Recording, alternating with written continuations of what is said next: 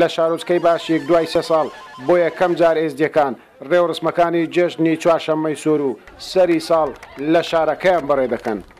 دانیشتوانی ئەم شارۆچکەیە ئەگەرچی لە مانجی 8 2014ەوە بەهۆی هێرشەکانی داعشەوە ئاوارەی شارەکانی هەرێمی کوردستان بوونە، بەڵام بۆ بەرزراگرتنی ڕێوەڕسمەکانی تایبەت بە جێژنەکەیان هاتوونەتەوە شارەکەیان. وهر سال وكي أفشار شنبو عودش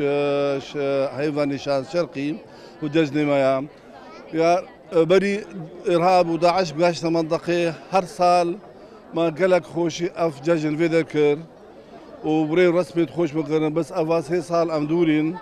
بس نا جارة كدي أم زبيرنا في دبرت ما أم زبيرنا في ناحية باشكو بحسان أم هاتين جا كدي وكي بري أم ججنا يكمين ججنا ليريا دواي رزقار كردور ولا بعشيقة دواي كرزقار كردونا أمانا رزقار أما يكم جزني سري صالي إزدياتي لبعشيقة وبعزالي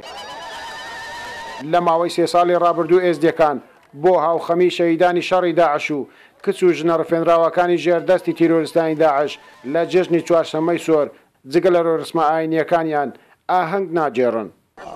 ئەم وەختێ ئەو لە دەشتێ داعشدا بوو مەچوو جەژن نەکریا دەزانی ئاوارە بوون هەر کەسێک لە گوندێک بوو مەدەن هەر لایەندێک لە دهۆک بوون لە سلێمانیە بوون هەر لە سەرسنگ بوون لە ئەمادیە بوون هەر جەژنێک هەر هاوارێک لە دەرێک بوون ئەمە نەقاری ئەم کۆم بین ئەم بین جژنەکەی بکەین بەس ئیساڵ الحەمدلله خودێ ئەم هاتین ئەم کۆم بووین سەر ئەو جەژنە مەکوور ئەو جەژنە چارشەممە سەرێ ساڵێ یا سۆر ئینشەڵڵا الحەمدلله خودێ.